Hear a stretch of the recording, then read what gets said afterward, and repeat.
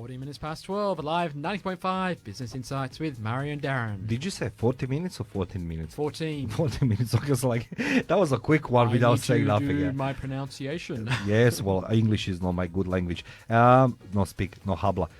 As I mentioned on the start of our show, we are very privileged and honored to have in the studio with us our sponsor of the radio show.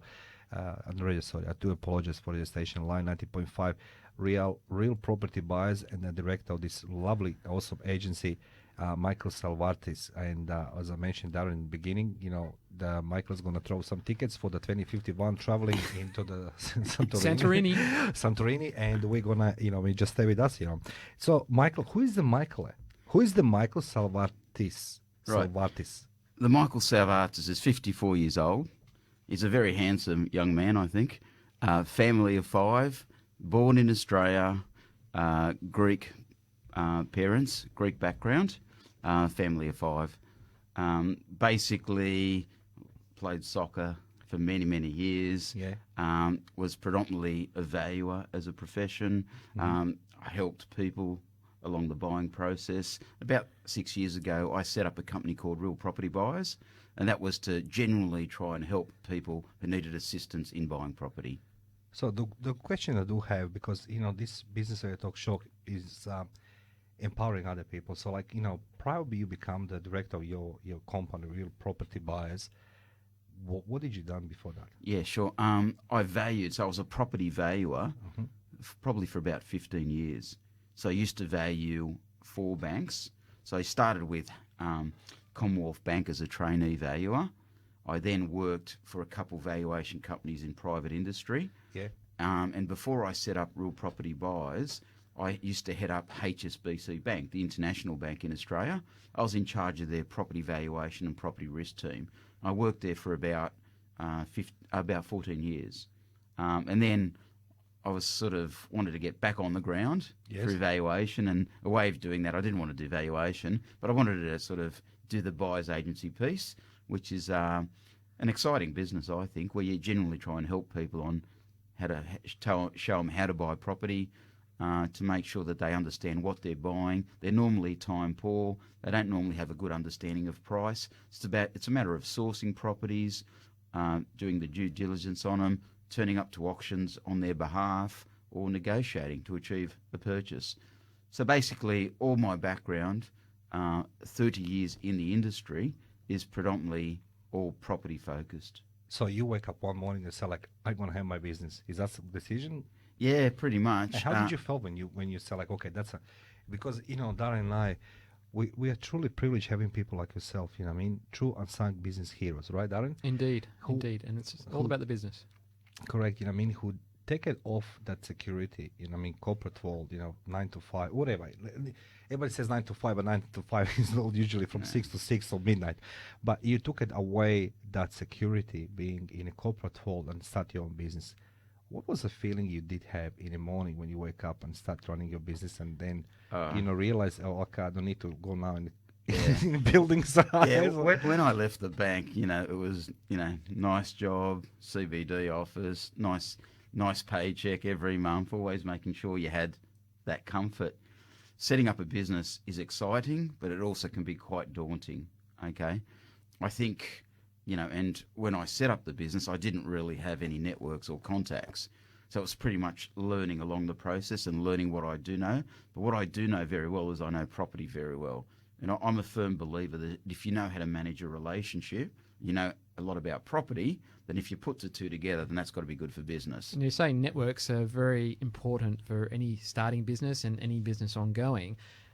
Now, how does someone who's in property strike up a conversation when you're just going with your business? How did you do that? And do you have any lessons for our listeners? Oh, look, I can tell you property is a hot topic in Australia. So it doesn't matter whether you're having a barbecue, whether you're having a dinner or a coffee. Everyone has an opinion on property, okay? Everyone likes to talk property. It's table talk, right? So basically, you've got to go from, understanding people. We never talk property in the first instance, but in my business, 65% of it is knowing how to manage relationships and knowing how to network, knowing how to do things professionally, honestly and trusted. Then once you manage those relationships, that then leads to the property component. So what has worked for you with managing relationships and your networking? Look, just being honest. I'm in an industry that may not be as honest as if I can say that. So basically, in the real estate sales game, the real estate agents don't have, they're not top in the ranking for trust or reputation. But what I found But is you're that still better than the sales car. I was going to say, you're not the salesman. You're the help for Murray and I to buy our I'm not the property. salesman. If you're after the salesman, you need to talk to my But the point that you're competition, admitting this, you see, Michael, there's not been. I can say from my, from my personal experience, and Darren as well. Just in studio, not many people wants to admit. Is somebody's phone ringing? That's my phone. Well, it's just over the back that's of the a camera phone, as well. We'll let it ring out. Sorry Is about that- that. maybe some of the some listeners calling for the ticket to Santorini with That's Michael. right. It's like, look, we take a short break. We are listening live 90.5 Business Insights with Murray and Darren, and we'll be back in a few minutes with Michael Salvartsis from Real Property Buyers. And you want to listen this, you'll be glad, because what's coming is gonna make it you happy. 26 minutes past 12, live 90.5 Business Insights with Mario and Darren. Oh, thank you, Darren, very much. And we are truly privileged to have you in studio today. Gentleman, Mr. Michael Salvartsis, who is a great sponsor of Live 90.5, and we are truly grateful for being the sponsor. He's the director of the company called Real Property Buyers. Now, Michael, we drove the conversation from beginning, a little bit by you and how the market works, but we are currently in this pandemic situation, COVID-19. So, in your own words, what's your experience in the property market since March, as I said, first till today, and how you helping people navigate to that COVID? Yeah, sure. Basically, Well, thank you very much, Michael. That was it. So we'll take a So basically, in March, I think it was the third week of March. COVID hit a lot earlier, but really, we didn't really see anything till about the third week of March. The initial response was people just to wait and see. It was a bit of I don't understand this. I don't understand how it's going to affect my day-to-day property, etc. So I think we had a period where we had both investor buyers, and their general approach was, let's just sit on the sidelines and wait and see. And we actually encouraged that. So we said to them, let's just take stock of where we are, see where the market is, and then come back into the market when things are looking a little bit more positive. So the initial signs for a couple of months was like very hesitant. That was reflected in lower clearance rates, lower number of deals, and then what I've found over the last couple months is basically the government introduced sort of a better incentives for first home buyers. So first home buyers, there's a lot more first home buyers out there today than what there were sort of 3 and 6 months ago. So you're talking about things picking up as well, but of course there's a duopoly or duology between Melbourne and New South Wales and Sydney now, of course, with their lockdown. Yeah. Are you seeing that affecting any of the markets at the moment? Yeah, look, I think the market, like the property market, I'll tell you what, we cover most of Sydney, okay?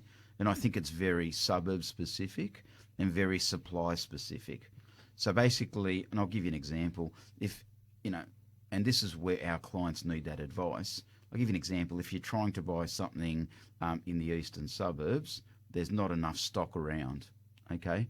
If you're trying to buy something in the, for instance, in the northwest, right, there's a bit more stock around, right? So, but we haven't seen any major declines or adjustments in price, okay? What we have seen is stability, but I think it will come down to understanding that individual property that people are looking for and getting their head around the number and making sure that they don't pay too much for that. But the basis behind all this is two things: making sure people have a stable job and a stable business. And if you've got a stable job and a stable business, I think it's a very, very good opportunity to come into the market. If I may something say, Darren, now Darren has more questions about to you. The reason why I like you being in studio, not just because you're being sponsor of this great radio station, but one thing I can say from my end as a professional in human intelligence, field intelligence, we can read the reports on TV. There's a lot of gurus there in the financial, arena.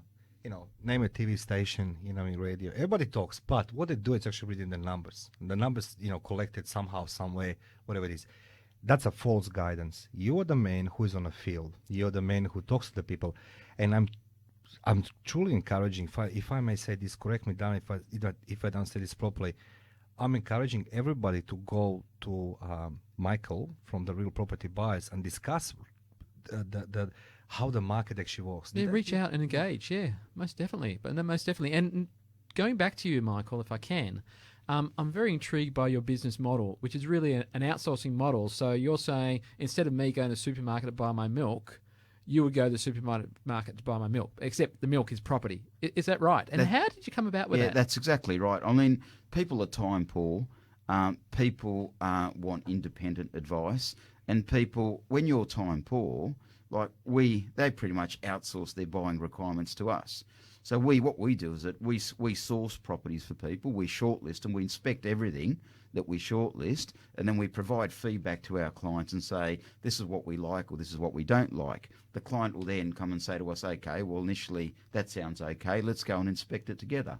So we inspect it together with the client. So my job is taking that time and stress out of the process and making sure that we shortlist the property. And before we go down that search, it's basically a matter of understanding the client brief. So we have a lot of detail in terms of understanding. Interesting there. So I'm just going to lead you through that as well. I want to have a property, or I'm buying it for a friend. The friend's Mario, and we've got $2 million because it's a great contract. Yes, 2 million listeners, and each listener pays us $1. No, but if we were to go and look for a property, how does the conversation start? And okay, well, I'll sit down with Mario, right? And he's probably got a bigger budget than $2 million anyway, but he'll never tell me. Okay. Yes. Okay, please. All right. So I'll sit down with Mario and I'll say, okay, let's talk about your budget. Let's talk about the suburbs. Let's talk about the property type. What are you looking for? Now, if Mario is going to look at realestate.com and domain.com, he's probably only looking at about maybe 60% of the marketplace. So there's 40% of the marketplace, in my opinion, that's sitting as off-market properties. So these are properties that are not formally on databases, but we know through our relationships that we can have access to those properties. And I'll tell you how that happens, because we inspect about 40 properties a week. So when you inspect 40 properties a week across Sydney, you make a lot of networks, a lot of connections, and you know exactly what's overpriced and what isn't. So my job is to make sure that Mario focuses on his business, focuses on the studio, and then my job is to go through that whole process, shortlist it, find out what he does, what he doesn't like, and then to put a strategy together for us to either go to auction and buy it, or to submit offers before auction, or through a private treaty situation. Well, that sounds really good that you're at the auction and not me. That's especially correct, in COVID times as well. Yeah, and win-win. But yeah, and I've got to. Yes, please, yes, Michael. Sorry, our success rate as auction is actually very good. But more importantly, there's no point going to auction unless you actually know what the property is going to be worth or what it's going to sell for. So I'm very, very good through my valuation background of putting a range of what I think is where the property is going to sell for. I have on that something before we take a break. Reason why I would like to always go to you before anybody else, and I always come back to one thing. I say this as a professional. I know what I'm doing. So, look, that's like my background is different, and I do remember Australian Day, and I was in Singapore. I was presenting it to all my clients. Anyway, afternoon I was in Marina Bay Sands. Nice, beautiful hotel, and beautiful view. That infinity pool. Only the top influences, rich people there, right? I was just being lucky to go at that spot because of client. However, I was a having gentleman there from the 4-letter company, big auditor, risk management, everything else, and he was so proud of his report, saying how the first quarter of the 2020 is going to be great, investments, properties, everything else. And, I was very quite cautious what he was saying because it's against the numbers, because people buy the numbers. That's what you say. People go on domain, they see 60%. But what I like it about you, Michael, and I feel like I can say this clearly as a professional, not just on behalf of Alive or me, Darren, that you see people there, you see these homes, you know how the people corresponding, and that's a real situation, that's a real data. But energy and the passion you're talking about, Ladies and gentlemen, Michael Salvartsis tickets for the Santorini is coming towards the end of the show. You're listening the greatest business radio talk show, Business Insights with Darren and Mario. And Darren's going to guide us through the short break, and we'll come back more with the Michael Salvartsis from the Real Property Buyers. Thank you for listening live 90.5 FM. 21 minutes to 1, live 90.5 Business Insights with Mario and Darren. Thank you very much, Darren. Again, thank you to all listeners on live 90.5, this great business radio talk show, Business Insights with Mario and Darren. And a true privilege, we have a guest in the studio who is a sponsor with his company, Michael Salvartsis, director from Real Property Buyers. Now, Michael, before we go for the break, we're just looking now the route, which flights we're going to take. It's a holiday. Santorini's, because we are blessed enough that Michael's going to offer 2051 in September, everybody, Formula 4, like first class, So, Michael, you say that money is cheap. What does that mean, money is cheap for the real estate? Yeah, okay. Basically, look, I'll give you an example. When I bought my first property, interest rates were about 17%. Okay. Really? Really? Yeah, I've never seen those. Yeah, sort of they've interest been. rates. I'm talking about in the the 80s, 80s, early 80s, 17%. Jeez. Right. Yeah. So when you're borrowing money at And I was just going to say, personally myself, I couldn't be an owner back then. I was only a teenager. Yeah, I can tell you now. And I bought my first property when I was about 24. Okay, and interest rates were high. Now, when you look at interest rates today at 2 and 3%. Yeah, that's what I try to say. Like that's what I'm saying. Money's cheap. Yeah. Okay, money's cheap. But as I said, look, even though money's cheep, at the end of the day, you need to have a stable job or a stable business. Yeah. Right. There's no point borrowing money if you've got no job. So if somebody comes to you and let's say to our listeners interested to purchase some property, and they don't know where to start, they can just come to you, right? And then straight away say they come to us, and a couple of key things that we need to do is we need to make sure that they've got, a pre-approval from a bank, which enables them, to borrow money, and we understand and they need to understand what the terms of that pre-approval is, how much they can borrow, etc. So that's very, very important. Once they've got that pre-approval, or they need advice on how to get a pre-approval, we can refer them to brokers and stuff like that. Yeah. But the key thing is that I then sit down with those clients and I need to understand what their budget is, what they're trying to achieve, what they're looking for geographically, whether they're looking for 2 bedrooms, 3 bedrooms, a villa, a townhouse, a big house, whether they're looking for a development site, whether they're looking for commercial property. It's all about sitting down with a client and having a really open discussion about what they're looking for, and then telling them what we can and can't do for them. We don't take briefs on unless we can achieve those objectives, right? Which is very important. So if for instance, they want to buy the Ferrari, but they've got the Holden budget, right, which could be the case, right, I need to have the discussion about, well, you really can't afford that suburb, but maybe you should consider adjoining suburbs, which might be a little bit cheaper and more within your price point. Do you ever have? Oh, sorry, Yeah, that's Mario. what- I was going to say a little question without notice. But do you ever have picky clients? Yes, very picky. Look, we're spending people's money, right? And we're not buying shoes, we're not buying lollies, we're buying real estate, which is an expensive, which normally has an expensive price ticket And that to add goes to with it. to add to the conversation, how many are buying, say, for investment, but how many are actually buying it for their home, which would be even harder for you to do because those people are going to live there. Yeah, the investors are less emotional. Yeah. They're all about the numbers and the returns. But when you're talking about buying a home for, a first home or for owner-occupiers, downsiders, upgraders, buying residential property is emotional. And the reason people appoint us is so we can take the emotion out of the process. So if you really love that house, you might end up paying a lot more for it if you did it yourself, True. rather than appoint us. And we say, well, hang on, it's only worth $1.2 million. Don't go and buy it for 1.4 or 1.5 Just because you want to have it. just because you love the emotion. Yeah. Well, when we're already on a cheap money, if our listeners, like to, buy more properties, do you think Victoria is a good place to look for the future? They're gonna have the, no, seriously, no, all seriousness.